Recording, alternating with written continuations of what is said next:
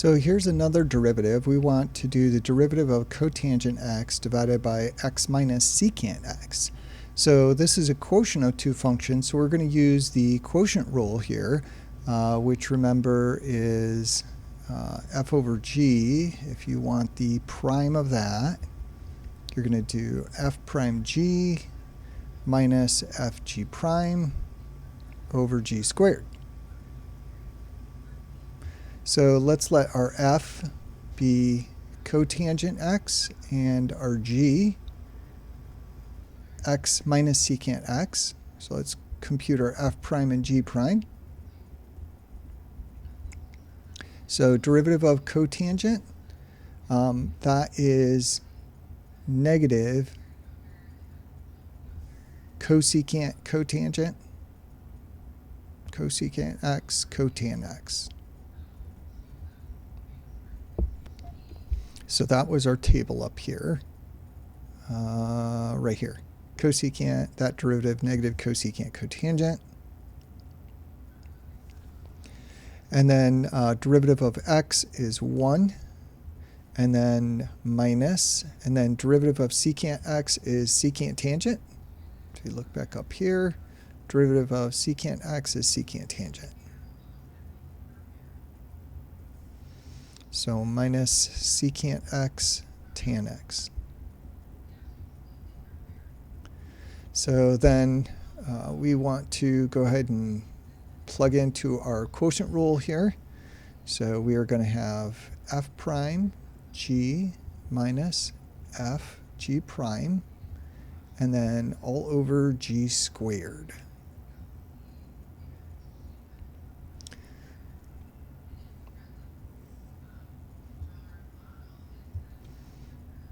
So our f prime right here, negative cosecant cotangent,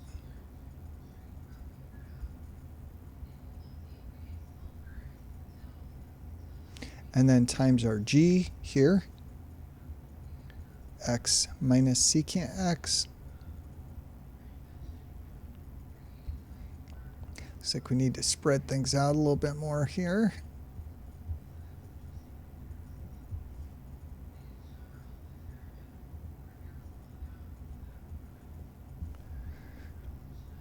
And minus sign, and then we need our f, which is cotangent. And then g prime, which is 1 minus secant tangent. Secant x, tan x. And then we are dividing by the bottom squared, so the x minus secant x.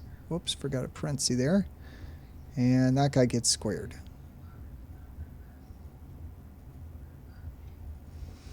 And we could do some simplifying here. We could multiply the cotangent in. Cotangent times tangent actually gives you 1. So that would simplify that a little bit. And we could multiply in here also. So why don't we go ahead and try that. So let's go ahead and multiply in here and here. And then we'll multiply here and here. Well, actually, times the 1 and then the secant tangent. So equals, we'll have negative cosecant cotangent times x. So that'll be negative x cosecant x cotangent x times, not times, and then negative cosecant cotangent times negative secant. So negative times negative is positive. And then we will have cosecant x cotangent x, and then secant x.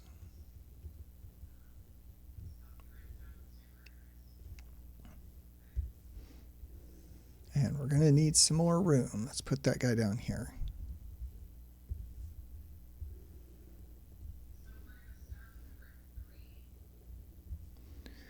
And then here, minus sign, and then cotangent times 1, cotangent x, And then we've got negative cotangent times negative secant tangent. So negative times negative will be a positive cotangent x times secant x times tangent x. And that whole thing is over x minus secant x quantity squared. Okay, so let's see here. So we can't do any simplifying here. Cosecant is 1 over sine. Cotangent is cosine over sine. And secant is 1 over cosine.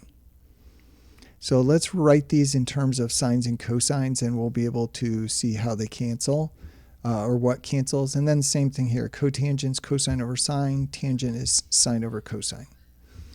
So if we go ahead and rewrite, so the negative x, cosecant x, cotangent x, can't do much with that, plus cosecant is 1 over sine x, cotangent is cosine x over sine x, and then secant is the reciprocal of cosine, 1 over cosine x, minus cotan x plus cotangent is cosine over sine, cosine x over sine x. We'll leave the secant x. And then tangent is sine over cosine.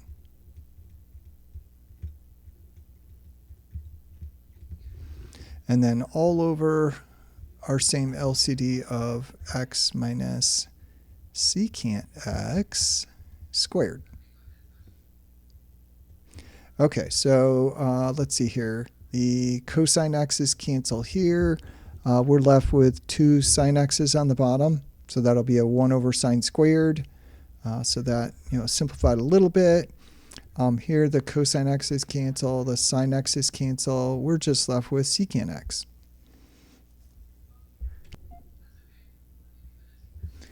So this will leave us then negative x cosecant x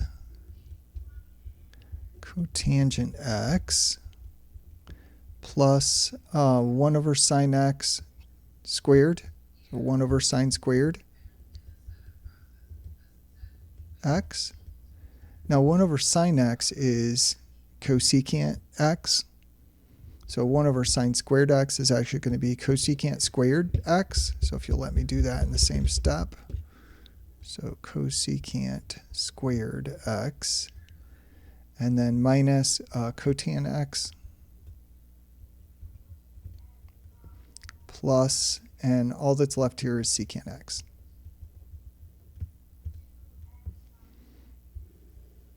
And then over our same denominator of x minus secant x, quantity squared.